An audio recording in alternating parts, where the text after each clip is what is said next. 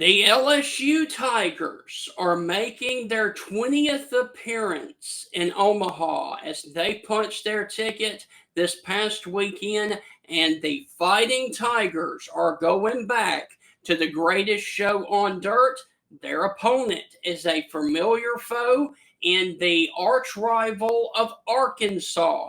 On this edition of the Stingray Show, we are going to be breaking down the SEC versus SEC matchup in Omaha, as we are going to be joined right after this open by a LSU reporter, and then later on we will be joined by an Arkansas guy to break down the Hogs and the Tigers once again in in Omaha on this edition of the Stingray Show. And with that, I want to welcome you inside the Friday evening edition of the Stingray Show. Hope all is well with everybody. And the last game of the first round in Omaha is tomorrow evening at 6 p.m. And it will feature the two SEC teams left in the field, LSU and Arkansas. Let's go on ahead and dive into this matchup as we are about to be joined by Hunt Palmer, who has his own radio show down on 104.5 ESPN in Baton Rouge, and he is also a part of the LSU Sports Radio Network doing the pregame and postgame for LSU football. Hunt, how are things with you as we sit here on the eve of LSU and Arkansas on the greatest show on dirt up in Omaha? Well, you said it. I can't be any better. When LSU's in Omaha, Baton Rouge is more fun, and certainly this is trip number 20 for the Tigers, and feel like they've got as good a chance as anybody in Omaha, so we're excited to get things cranked up on Saturday night. So briefly, if you would, talk about the run that LSU has had to get to Omaha in the postseason, because with the regional, there was a little bit of a pushback from Little Rock. They kind of, showed their hand to LSU and forced a Game 7 there on Monday, and then talk about the Super Regional versus West Virginia. Yeah, and the regional, they got off to a great start. Gave the ball to Anthony Ianson on Friday, Kate Anderson on Saturday. They won those two games, a combined 16-0, weren't pushed at all, shut out the other two teams in Little Rock and then Dallas Baptist, and you felt like it was cruise control. But those generally aren't on cruise control. Something generally happens in the regional that makes it a little bit hairy. And LSU walked 11 guys on Sunday night against Little Rock, and 8 of those came around to score, and they got smoked by Little Rock in that Sunday night game. And they came back on Monday and handed the ball to Zach Cowan for his first start of the year, and they were down 5-1 before you could blink. And you thought the season was on the brink at that point. Ethan Fry with a big hit, and LSU claws its way back and ends up just out-talenting Little Rock and getting that win. So you move forward into the Super Regional round. West Virginia, champs of the Big 12, come to Alec Box, and they hit the ball, but they can't pitch. And they could not pitch to LSU. It was hot at the box. The wind was blowing out, and the Tigers bludgeoned them a couple of times and ended up punching their ticket to Omaha. So it wasn't perfect, and certainly there are things you can nitpick over the 2 weekends, but LSU won 5 baseball games. That's what was tasked with them to get to Omaha, and now you reset the slate and you get ready to play maybe the best team in the country on Saturday night. So, Hunt, if you would, please recap for us the last few trips for LSU to Omaha. Yeah, Tigers were there 2 years ago in 2023. It was a star-studded field. LSU was a star-studded team with Paul Skeens and Dylan Cruz and that whole group. And they beat Wake Forest, who was exceptional that year, twice to advance to the championship series. They beat Florida in front of a historic performance by Ty Floyd in Game 1, where he struck out 17 Florida Gators, and LSU won that game in extra innings. Florida crushed LSU in Game 2. The Tigers didn't really have any pitching ready for that game, but they came back in Game 3 and put it all together and dominated Florida to win the program's 7th national championship. So that was a great trip in 2023. Previous to that, they hadn't been since 2017, the longest gap in LSU in terms of Omaha trips. That's 6 years since the late 80s. It had been a minute, but they were in the championship series in 2017 as well. So the last 2 times they've been to Omaha, they've been to the championship series. Florida beat them in 2 games. 2017. Previous to that, they went in 2015, won 1 game, but were eliminated in 2013. I thought they were the best team in Omaha when they got there. Aaron Nola, Alex Bregman, Mason Katz, Ray Frimes, Jacoby Jones. I mean, it's a great team. And UCLA got them in the first game 2-1 on an error by Alex Bregman at shortstop. And then LSU lost to North Carolina 2 days later, and they were 2-out, which was pretty stunning. But they've made a habit of getting to Omaha. Clay Johnson termed it 2 weeks ago as you want as many bites at the Omaha apple as you can get. You're not going to go up there and win every time. But the more times you can go, the more times you got a chance to win one. And certainly LSU's got that opportunity coming up this week. So, Hunt, you told me in a text that you are going to Omaha outside of the game. What are some attractions and things you were most looking forward to in Omaha, Nebraska? Steaks. That's what we like in Omaha. Big ribeyes.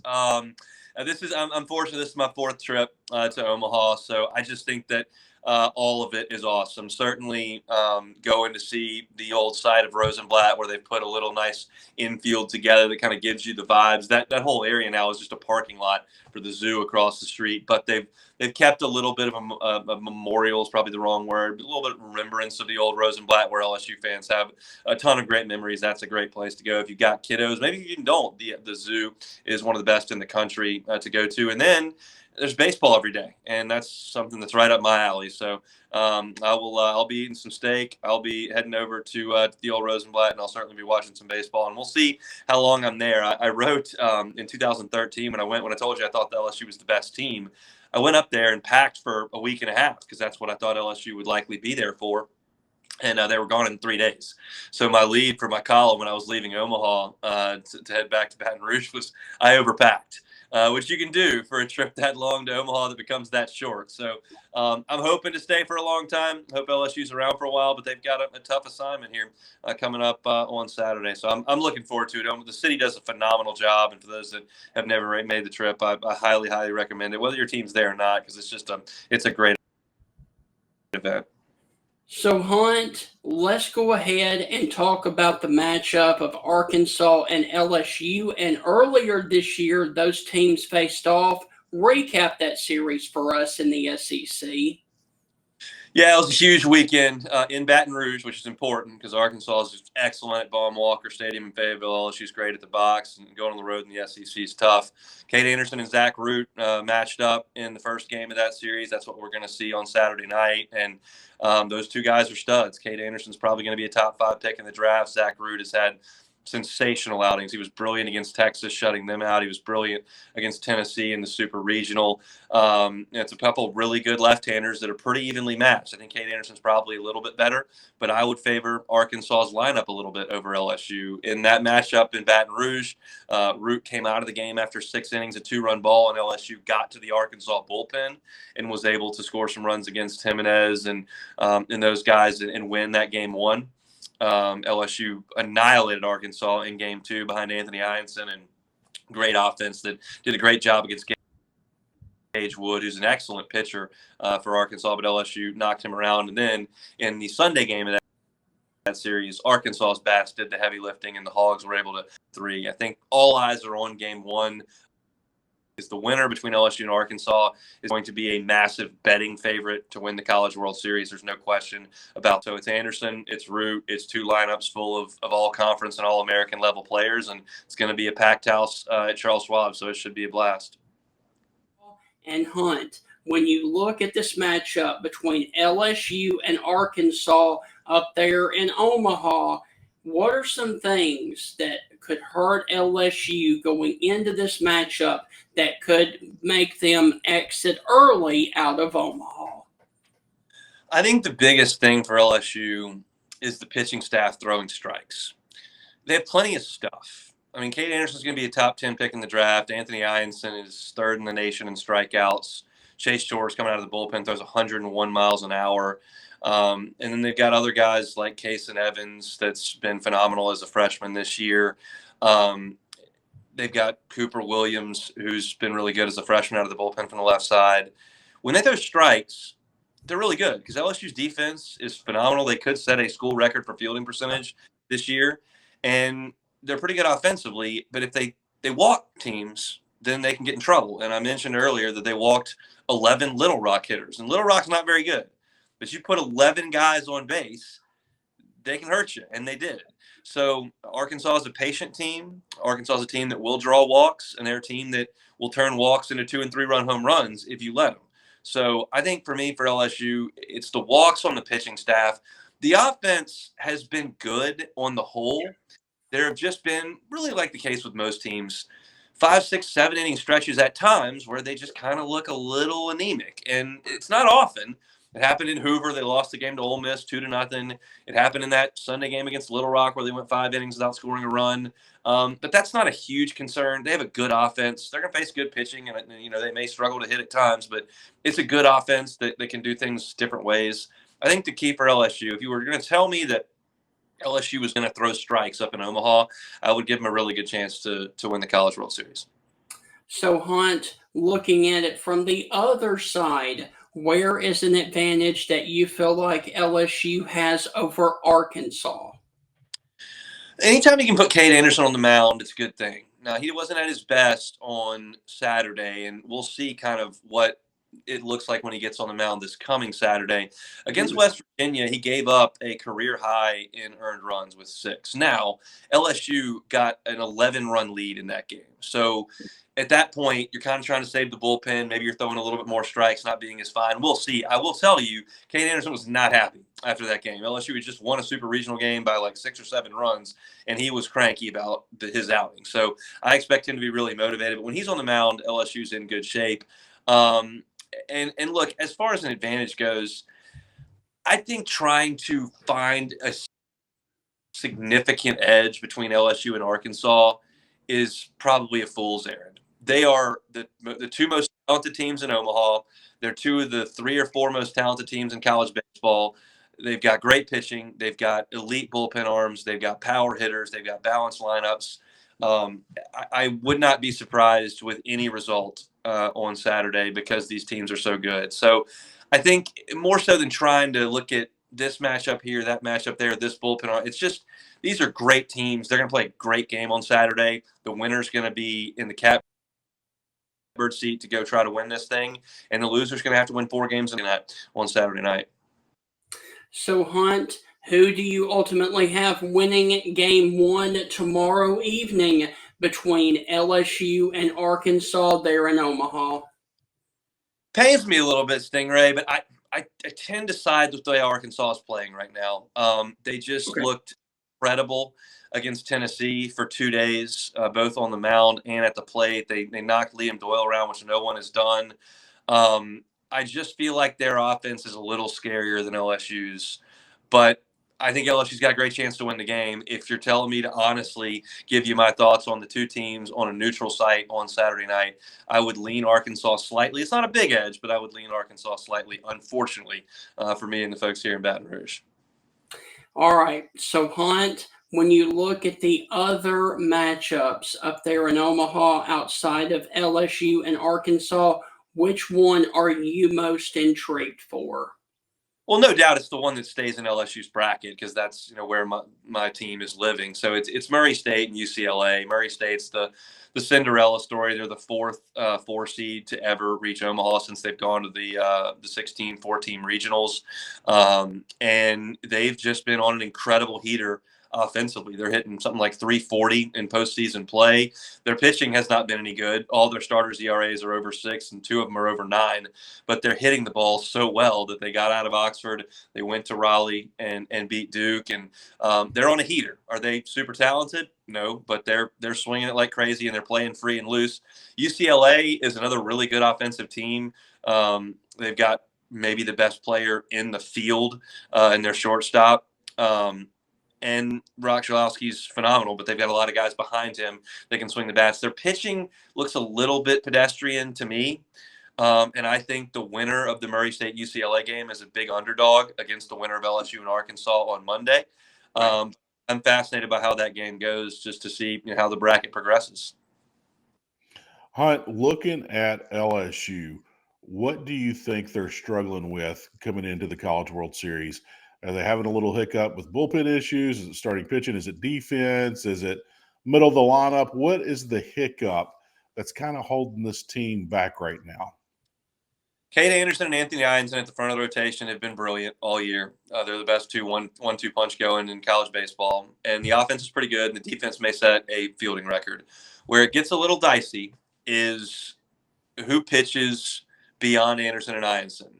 Now, sometimes you get the Chase Shores that you saw in the Super Regional where he threw 101 by in West Virginia, was unhittable, and the same guy that was in Hoover that was dominating Ole Miss for 2 2/3 innings. And then he walked the bases loaded against Little Rock and gave up 4 earned runs and only got 3 outs. What Shores do you get? There are other guys that fall into that category, like Jaden Newt, who's been really good at times his starting role and was not any good against Little Rock. Zach Allen was the most dominant SEC reliever in the conference for 8 weeks.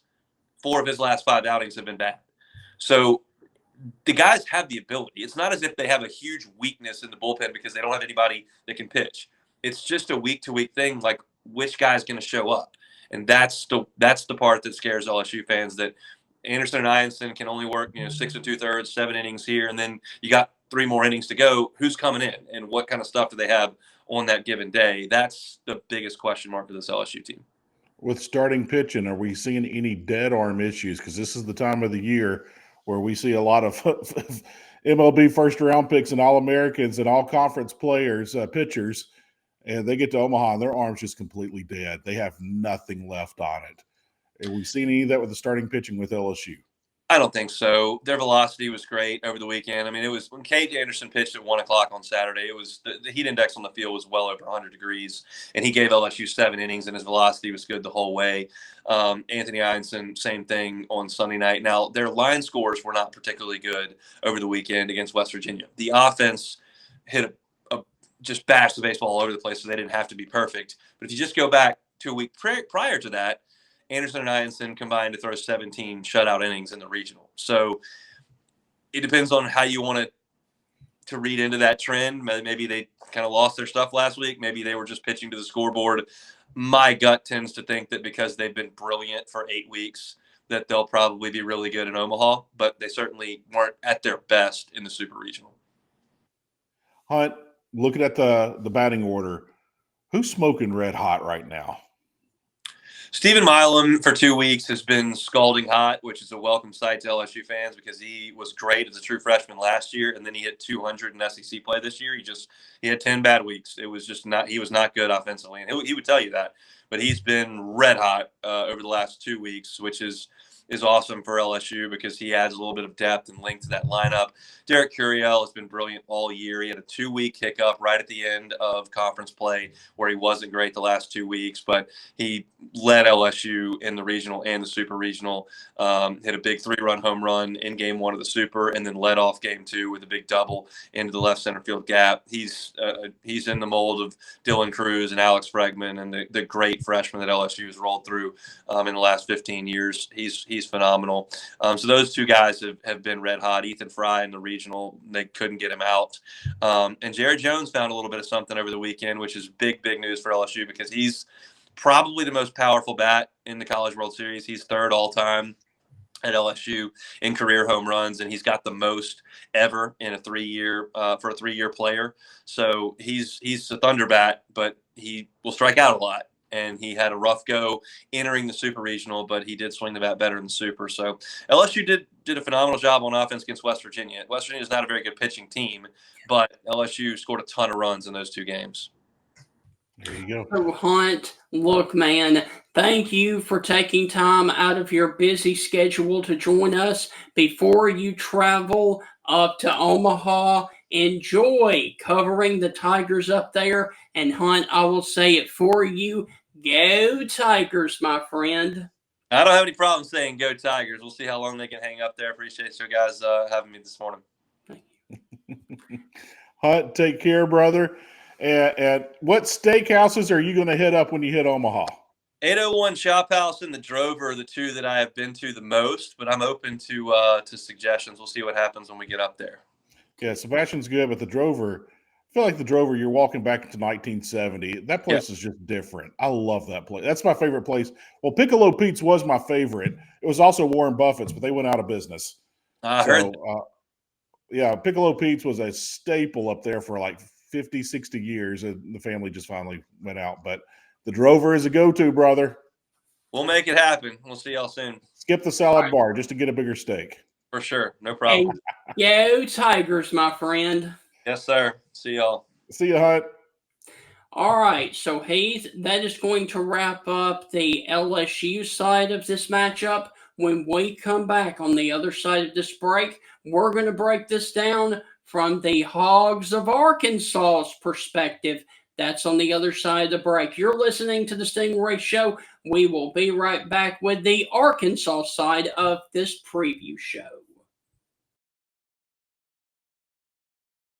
Welcome back inside the Stingray Show. We just finished up talking about the LSU side of the matchup up there in Omaha. And now, Heath, we are about to dive into the Arkansas side. And Heath, Arkansas is undoubtedly the best team in the country and the most complete team all year long. They have had no issues in the postseason of the regional and the super regional round, and now they're back in Omaha. And to break this game down from the Arkansas perspective, we are about to be joined by a writer for 247 Sports covering the Hogs of Arkansas, and he is also on 103.7 The Buzz up there in Arkansas. Please help us welcome to the Stingray Show, Kevin Bohannon. Kevin, how are things with you up in Arkansas as we sit here getting ready for first pitch of Arkansas and LSU? I think Coach Van Horn and everybody had it pegged last night. The team watched The Sandlot, and just to relax, because there's only so much you can talk, and that's part of my job. So I'm happy to be on here with you guys and talk about the matchup. But there are so many, fun things going around about this team and how they've reacted in the postseason that you just feel like this could finally be it for the Razorbacks. Kevin, I wish you would have brought up The Sandlot, because I'll sit here and talk to you all day about I got 4 kids, and all of my kids love that. If anyone ever says the word forever in our house, everybody in the house, forever. And sit there, and I'll make a Wendy Peppercorn reference to my wife, and of course my kids will snicker. But with that being said, Arkansas fans, players, coaches, anybody that knows anything about college baseball, their hearts go out to Arkansas. They know that Arkansas is a little bit snake bit. Yeah. I love that Dave Van Horn is going with The Sandlot here. Yeah. Are there any kind of other ritual killers that are going on around in town and trying to, are people cutting heads off live chickens? I mean, what's going on in Fayetteville right now? Yeah, no major league references yet, although I brought up when Brent Iredale, he has the most hit by pitches on the team this year. He was hit by a pitch against Tennessee and had to stay in the box because the bat went through the zone after he got hit. That's just an unfortunate circumstance. Then he struck out on the next pitch. And I made the comment, I was like, somebody better go get a live chicken. Hit a home run his next at bat. So I think they went out and got that done. They did not dogpile. This is a team. I noticed that. Yeah, this is a team that is businesslike. They've got more to do. That's been the theme all year long. We still have stuff to do. After Matt Hobbs and they swept the regional, and Gage Wood and Gabe Gackle struck out 20 Creighton Blue Jays and did not walk one, they said, that's a great start, but we're not done. So instead of the dog pile, they went and jumped in Lake Norm. And Lake Norm is the pond beyond the outfield wall, beyond center field wall and the scoreboard out there. So they did a walk through the mezzanine and interacted with the fans, and they really involved the whole state in their celebration. So they went fishing afterwards, and now the Arkansas Game and Fish Commission, I'm sure, has an NIL package set up with Razorbacks over the next couple of years. So, Kevin, if you would, go ahead and break down for us the past few times that Arkansas has been to Omaha and come up oh so close to winning the national championship. Why don't you ask him about his dog that got ran over when he was in Yeah. fourth grade too, Stephen? I mean, Yeah. come on, man. Cat I lost when I was 16. Just throw it all out there. That's fun. Yeah. First time on here. Let's just rip the Band-Aid off. That a boy. So, yeah, going back to 2022, which was the last time Arkansas was in Omaha, I had a couple of players that were playing for the Razorbacks at that time. I coached showcase ball before I got into the media side of everything with a coaching background. So I'm a baseball guy that just got lucky enough to be smart enough to write about baseball. So I'm fortunate in that aspect. So I was really invested in the 2022 team, and they ended the season just terribly. I mean, couldn't hit. I mean, they were just awful. They went 2-Q in Hoover, and it was just all right. They're going to limp into the postseason, and they're done. That's coming off a 2021 year that was the best season probably in Arkansas history. You know, Kevin Kopps was the Golden Spikes Award. They had won everything. They got beat in the Super Regional. So there was a little sense of a letdown, even though they were number 2 seed, went 18-12 in the conference. So they get to Omaha and have to play Ole Miss, run into another SEC team that was the last team in the field. Yeah. Last team. And just got hot at the right time. They had Tim Elko. They had a stable of pitchers. Hunter Elliott was a freshman at the time, believe it or not, even though, you know, he's a redshirt junior now, and going in the draft, really good pitcher. So I'd gone to the series earlier that season at Fayetteville. Arkansas won that one 2-1. Kendall Diggs had a walk-off off Jack Doherty, who was a junior that season for the Rebels. And it was just a situation where Ole Miss was hot at the time. Hunter Elliott shut them down in the winners bracket in the 1-0 game. Arkansas fought back and just they couldn't get a hit in the elimination game. So they finished tied for third. Before that, 2019 they went 2-Q. Florida State was really good. Isaiah Campbell, it was 1-0 going into ninth inning. So just couldn't get a big hit. And of course everybody knows about 2018. Yeah. That team did not win an SEC road series. They they won every one of them at home, went 5-0 at home, and then lost every game on the road. But they got hot at the right time. It was led by Casey Martin and Heston Kerstead. They beat Texas in the first round. Yeah. That was a great first round game to be at because I was right next to Roger Clemens' box up there. So the Rocket is right here. I'm right next to him, and his son's starting at second base for Texas that year. And about the third inning, he had to get deeper into the box because Arkansas was putting belt to what, and they didn't. He didn't want to be seen, but the cameras are trying to catch him and everything. He was really nice about the whole thing, and there was a rain delay during that game, and I think it was stopped for like an hour and a half. And Texas had gotten a little bit of momentum before that. So I got to interact and go next door and talk baseball with the Rocket, that was a check off a bucket list right there because he and Nolan Ryan were my two idols growing up in the late 80s, early 90s. That's who I wanted to be like and pitch like and try to get to the league. It didn't happen, but it was a cool thing for that. And everybody knows what happens with the drop foul ball. So, call it a curse, call it what you want to. Should have been called, and Eric Cole knows that, the right fielder for Arkansas at the time. Those are the two big things right there. And you can go back to, they had a 3-year, every 3 years they went 09, 12, and 15, and then again in 18. So they're just a little bit more consistent now. Since 2017, they're the winningest program in college baseball. I know Steven's got a question for you, but before we get to the question, Roger Clemens was always sweating when he's pitching. He sweated more than most pitchers. He didn't feel like he smelled like onions, beef, and cheese. Does Roger Clemens smell like onions, beef, and cheese? More like beef jerky. You got to go beef. Yeah. Now we know. Yep.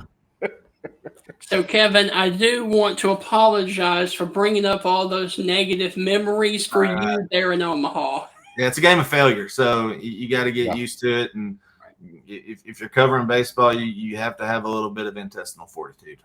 So, Kevin, if you would go ahead and break down this matchup against LSU on on Saturday night there in Omaha, where you guys can hopefully get the bad taste out of your mouth.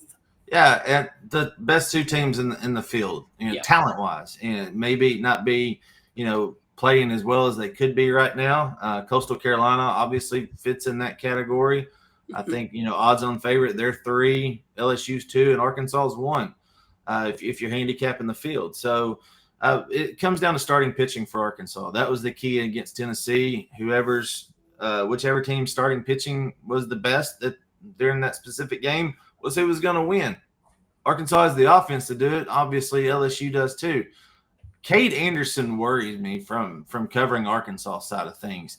I think he was better than Liam Doyle. I think he has a higher ceiling than Liam Doyle. He pitches with a little less emotion, and Arkansas got to him a little bit when they were in Baton Rouge. He made it into the 5th inning, but gave up 7 hits, 3 runs. And Arkansas was ahead in that game and just kind of blew it at the end. That was the first game Aiden Jimenez out of the bullpen really blew up. So best 1-2 punch in the tournament is Cade Anderson and Anthony Ianson. Those two combined for over 300 strikeouts, I think. So, but it's one game. It's one game. And Zach Root pitched well against Tennessee. The offense created enough havoc to where, Tennessee really just lost it.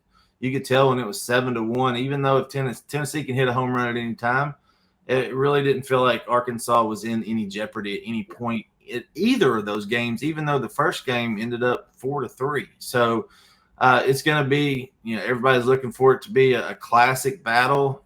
Heck, it'll probably be 11-3, and somebody will blow somebody out. That's just the way it is in baseball sometimes. So they'll keep everybody on a short leash and go from there. Kevin, I do want to ask you, because all of the other teams in the field have had a little bit of a pushback. Arkansas comes in just red hot and going all the way through, no problems. Yeah. How concerned are you about that with no pushback that Arkansas has had through the regional or super regional? Look, they had enough pushback going through Texas A&M, Texas, LSU, Tennessee to end their season. So that they got over that quickly, and they kind of went back up their peak towards the end of the season. They got the monkey off their back going out in the regional round. The last 2 years they were overseeded, and Coach Van Horn knew that. They had some kinks in the armor. This is a more complete team. They believe in that, and especially in the portal area, it's hard to get chemistry like Coach Van Horn has done, but it's the consistency and the accountability that he brings that has gotten this team where they are. Okay. Kevin, I want to bring up a situation that might be a little sore with Arkansas fans. So I'm not going to be as ruthless as Stingray was with his questions, but a couple of years ago, Cops was the Golden Spike Award winner, first round MLB selection. And we see this every year from a lot of schools. We see a lot of first-round draft picks. We see a lot of All-Americans. We see this over and over and over. They get the dead arm. They've been overused. Yeah. And, that's what happened to Cops a couple of years ago. Couldn't get out of the Super Regional. His arm was just dead. They went to the well one too many times. Yeah. So with that being said, how is the arm issue with Arkansas? How is the starting pitching, the bullpen? Are there any issues there that you're kind of like, this could be what gets us here in Omaha? That is the one area that I feel the most confident about this year, because they've stretched their bullpen. You got 3 guys that you can go in the bullpen that are lefties right now. Arkansas hasn't had that probably since the 2018 run, back when all this started. So you got 3 guys that can go to the bullpen. You got 5 guys overall that can start a game. They got Zach Root, Gage Wood, Gabe Gackle, Aiden Jimenez, Landon Cheese. All 5 of those guys have started conference games this year. So you have a good mix of both. You don't really have a quote-unquote closer. Right. You've got about 4 guys that can get you 6 or 9 outs. One of my 3 keys to getting to Omaha is having at least 10 guys that can go out there and get you between 6 and 9 outs. You don't need a 3 inning. You don't need a 3 out guy at this point. You need guys that can stretch it out a little bit, especially if you get in the losers bracket. So nobody has been overused. Gage Wood, who's their number 2 guy, is right now in midseason form. He's had 9 starts. So if you're going off a 15-start year, with his injury earlier in the year, that may have worked out well for these guys. So, Kevin, as we walk out the door, who do you have winning game 1 between LSU and Arkansas tomorrow evening in Omaha? And I will tell you, we had an LSU guy on the show earlier in the show, and he said that Arkansas was going to win game 1. Yeah, it's going to go extra innings. I think it does, and I have Arkansas 6-5. That's what all coaches want to hear about their pitching staff in Omaha: extra innings. That's right. So I think they'll get stretched. They'll it'll be similar to the first game in Baton Rouge. It'll be counter punch to start the game, and something crazy may happen at the end to where Arkansas gets one across. It's good that they're the home team. I'll tell you that. Gotcha. I'll bring this up, Kevin. I made the joke with Ben McDonald on the show that if Florida State and Arkansas were the final game in Omaha, like one of them has to win it. Is Jesus coming back? Is the world going to end before we get that 27th out? What's going to happen? But I do subscribe to this. Streaks are for losers, even winning streaks. And if someone's going to break the streak, why not us? Why not me? Right. And I don't believe in the streaks like, oh, they've lost the last 9 to this team. Oh, this team is dumb. And I'm like, that doesn't mean jack diddly poo squat. Yeah. Most of the time. Sometimes it does. But I do believe that this doesn't matter to Arkansas this year. No, It doesn't. And if they lose it, it doesn't have anything to do with years prior. No. But the one thing I do want to ask, is this the last run for Dave Van Horn? I'm hearing rumors. Yeah, and there have been people talking about it, and he got emotional after the Tennessee game. Yeah. Things are changing in college baseball, just like they are with every other college sport out there. Mm-hmm. His contract ends, the 5-year deal that he signed in 2021 ends at 26. He also has 5 automatic 1-year rollovers that will take him to 2031. I don't think he's done. I think he has the energy to still coach. The business side of things may change it up a little bit. He'll have to work with a GM now. They'll have to profit share, or I say profit sharing, it's revenue sharing. Right. It is profit sharing. So, but Coach Van Horn has never subscribed to the "you're going to come here for money" deal, and Right. he has gotten guys to campus that fit a certain mold, and that's, do you fit well in the locker room, and are you going to be a great teammate? So. With that aspect of it, I can see, yes, he's at the end of his career, but I don't think this is it. Okay, good. So, Kevin, look, man, thank you for taking time out of your schedule to join us. Go and enjoy Omaha. And as we walk out the door, I do want to ask you, besides the game, what are you most looking forward to up there in Omaha? It's, the biggest thing, it's really like a reunion of friends. It's like a family reunion. You get to see some people that you haven't seen in a few years. Right. With my background, it even goes as far as coaches. So it's good to get to see a lot of friends that you've made and connections that you've networked with, whether it be at the ABCA or now as part of the media. You get to spend a lot of time and share stories, and that's when it gets a lot of fun. And it just adds to the mystique of that's Omaha. So, I've been as a fan, I've been as a part of the media. I didn't get to go as a player, unfortunately. But get to go up there and spend some time with some good friends is what it's all about. So you play baseball for Arkansas? I did not play at Arkansas. I played at University of Arkansas at Little Rock, who Gotcha. went down to Baton Rouge and took those guys to the limit. So Gotcha. They're having a good run right now. Coach Curry's a great guy, great man of faith, and they're on the right road with that program.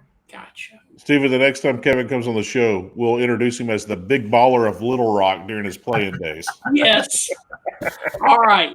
So, Kevin, look, man, enjoy Omaha for both of us, and we would love to catch up with you later on to talk about Arkansas. And, Kevin, I will leave you with this. Woo! Pig suey! That's Let's right. go and get a national championship finally for Arkansas and Dave Van Horn. Yeah. Thank you guys so much. I greatly appreciate it. Thank you. Kevin, have a blast. Enjoy the Drover for me, brother. Will do. Thanks, Heath. Dude, you love that Drover. Oh my Dude, the God. Drover's the best thing about Omaha, man. Dude, if you came to my house at like 11:30 at night, and it's like, hey, we're gonna drive overnight to Omaha to have lunch at the Drover. Like, even if my kid's birthday's okay, if it's my kid's birthday, I wouldn't go. But if any other day, I would go. Like, dude, let's go. Like, I'm in the car now. Well, ask Tanner Allen, and he would tell you that the zoo is better than the Drover. I've been to the zoo. The zoo's nice. The zoo's great. But man, the Drover. Don't waste your time at that salad bar. Don't eat, just get a bigger steak. Don't waste your time.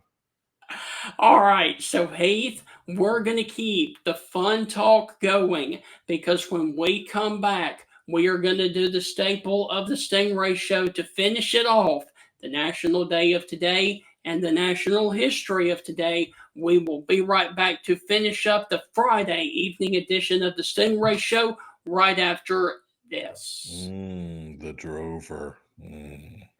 Welcome back inside the final segment of the Stingray Show on this Friday evening. Hope all is well. And today is Friday, June the 13th. And let's go on ahead, Heath, and finish up the Stingray Show with a little National Day of Today and National History of Today. Today is National Weed Your Garden Day. I was waiting for a Jason Voorhees reference, like, oh, these 10 campers got killed at Camp Crystal Lake back in 1981, since it being Friday the 13th. Right. But, wow, Weed Your Garden Day. Didn't think you would drop that one on me. I try to do that once or twice a year, and I try to stay on top of it. But, hey, Stephen, for all those out there listening, hey, if your wife is ordering everything from Amazon like all of our wives do because we're all married to the same woman, collect those boxes, lay them down in your flower bed, and then put the soil on top of it, the mulch on top of it. And you don't have to worry about weeding out your garden all the time. That cardboard will keep it from growing from the ground. All right, Heath, it is also National Blame Someone Else Day. So if we have any issues today on the show, I'm blaming you. Hey, my wife tells me I'm wrong every single day of the week. Has for the last 17 years. So, hey, I'm used to it. If it rains outside, it's my fault. Yeah. All right. Two more things it's a national day of. It is National Movie Night. You know what? We've been trying to spend a little bit more time with the family catching up movies. We've been going through the Mission Impossible movies.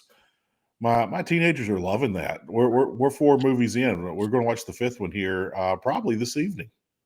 And the last one, it is National Golf Cart Day. Nothing wrong with that. I used to have a golf cart. We used to live on the golf course, and we hardly ever had it on the golf course. We were driving through the neighborhood having a good old time. But, yeah, nothing like a golf cart ride in the summer. And Heath, on Friday the 13th, there's no food on the National Day of Today. Well, Jason Voorhees killed that off too, so there you go.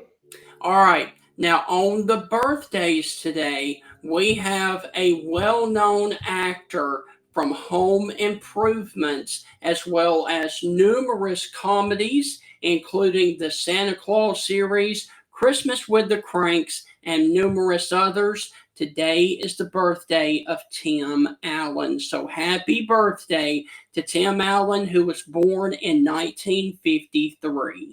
Buzz. He's the voice of Buzz, yes. Man. Yep. I thought you were, when you said, Home Improvement, I thought you were going to go with Pamela Lee Anderson. I thought you were heading down that road.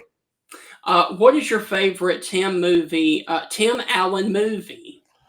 Oh, it would probably be, probably Christmas with the Cranks. Yes. He's funny in that with the Botox and the Speedo, and he's just funny. He's a funny dude. All right, with mine, I'm going back to the mid-90s. Have you ever watched the movie that he was in, For Richer or Poorer? I have not seen that one. Oh my gosh, dude. He's on the run. He and his wife are on the run from the cops. And so they go into this Amish community and take up with this Amish family pretending to be their cousins. It is, dude, you have got to watch For Richer or Poorer this weekend. Is he married to Christy Alley in that movie? Yes. I have Yes. seen that movie. Yes, that one's it. Yep. That is a funny movie. Yep. That That's is it. very funny. All right. So when we go to the national history of today, can you tell me what was developed for the first time on this day in 1888? Ooh, 1888. Does that have anything to do with printing? No. It is a department of the United States. Oh, wow. So is it one of the armed forces? The Department of Labor is created on June the 13th of 1888.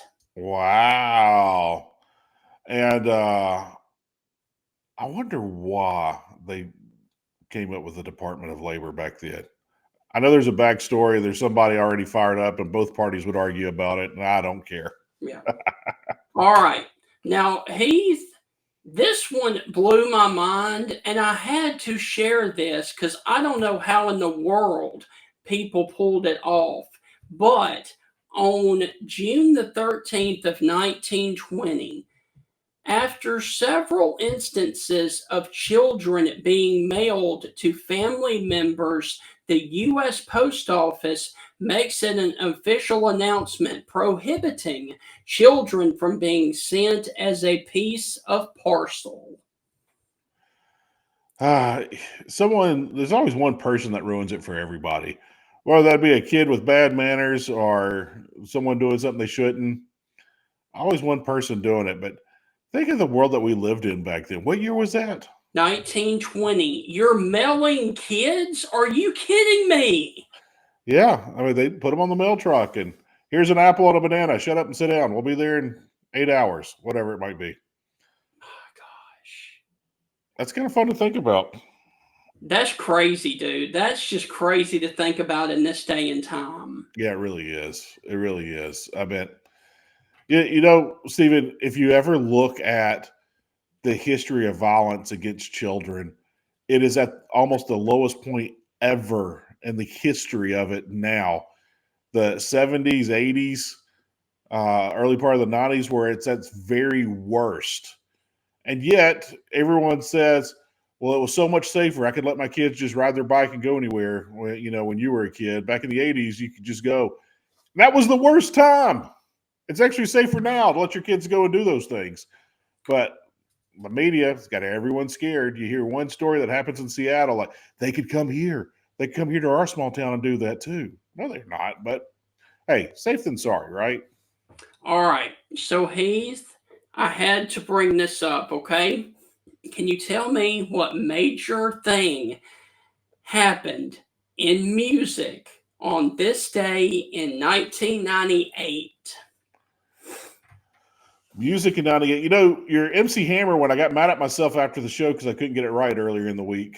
I guess that was Monday's show. So Yes. you said 98. Yes, and this actually happened at a concert in Washington, D.C. Let me think. 1998 concert in DC. Does it have anything to do with U2? No, it does not. Because U2 was doing the Pop Mart stuff. They were coming off Pop Mart, and then they were fixing to become like the world's largest band here shortly. Was it any of the jam bands like Fish or Dave Matthews? Widespread? Okay, well, almost. So not Widespread, not Fish, but Dave Matthews. And Washington, D.C. in 1998? Yep. I have no idea. But I could guarantee you James Bradley Bush, my broadcast partner when I do play-by-play, he's a massive Dave Matthews band fan, follows them, sees multiple concerts every year. He would know this. What is it? During a Dave Matthews Band set, they're at a concert in Washington, D.C. at RFK Stadium. A law student was struck by lightning during the concert, and What? 11 other people in the crowd were injured. What? Did he live? Yes. Yes. Good. What now? I'm glad he lived. Yes. But I was just like, okay, with me being a meteorologist, I got to bring that one up. Wow.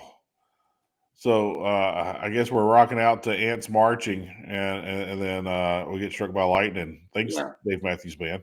Dude, I mean, how does that even happen with the technology that we have right now? And especially if you have lightning, why not postpone or delay the concert a little bit? Because that means common sense. Have you ever been to a Dave Matthews Band concert? Not no. So when I ask this question, I know the answer. So you don't know what a Dave Matthews Band concert smells like?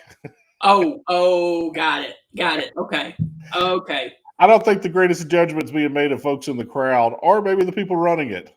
Gotcha. All right. And Heath, we're going to finish up this week on the Stingray Show talking about something major that happened with a musician in 2005 on June the 13th. Okay, what's that? I want you to guess. 2005 had to do with a major recording artist, and it happened on this day in 2005. So a music artist in 2005. Let me think who's big in 2005, man. Foo Fighters are really kind of kicking it at the time. What genre of music? Rock and roll, man. It's not Foo Fighters? Let's see. Man, they were red hot in 2005. Let me just I mean, tell you. You still have Blink 182. I know Nirvana's catalog came open back then around that time, but I doubt it's that. Yeah, hit me with it. What you got? After a 14-week trial that became a media circus, American pop singer Michael Jackson was acquitted of all charges. I remember that was so silly that I immediately shut my brain off from it.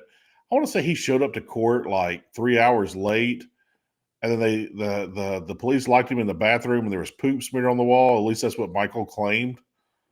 And I was like, all right, I'm done with this. I'm out. I was like, I don't really care what happens here. What was he even in court for? The child thing. Oh, he was acquitted from that. That's right. He was dropped of all charges on this day in 2005. Wow. Well, OJ got acquitted too, so there you go. Yeah. All right. So, Heath, that is going to wrap up this edition of the Stingray Show. Hope you guys have thoroughly enjoyed it talking about LSU and Arkansas. That game will be tomorrow evening, which is Saturday at 6 p.m. Heath, as we walk out the door, who gets the upper hand in the game tomorrow evening between the LSU Tigers and Woo Pig Suey? Oh man, I don't know, but I can promise you one thing: I will be watching. I lean that Arkansas is playing better ball, but Arkansas is snake bit, man. Yes. So it's kind of like, I don't know. I don't have all the faith in the world in LSU, but I'm leaning a little bit toward LSU. Steven, do you hear that? Am I hearing a little Dave Matthews Band taking us out? You do. So, Heath, real quick, before it gets started, who do you have winning it all in Omaha this year? I don't know. I know I want Murray State to win it. Yeah. I don't think it's going to happen. I think I want Oregon State to win it next. Yes. I don't think that will happen. I'm okay if Coastal gets them a ring. That's another fun story. So many great stories this year in Omaha, but I would really like to see if Dave Van Horn get him one. There's rumors floating that Dave Van Horn, this might be his last season. Yeah. So I don't know if that's true or not, but that's the word. You know who I'm going with, man? Who you got? Ooh, Nothing wrong with that. Pig Suey. I got them winning it all, man. There you go. And I think everybody would be happy for Arkansas fans and definitely for Dave Van Horn. All right, so guys, we will catch you Monday evening right back here on the Stingray Show with another fantastic show. And Heath, have a wonderful weekend up there in Hernando, Mississippi. And to all of you right here in West Alabama, have a wonderful weekend. Catch you on Monday. Stephen, your studio doesn't smell like a Dave Matthews Band concert, does it? It does not, because I've never partook in any of that. Dirty hippies and hemp. I'm glad it doesn't.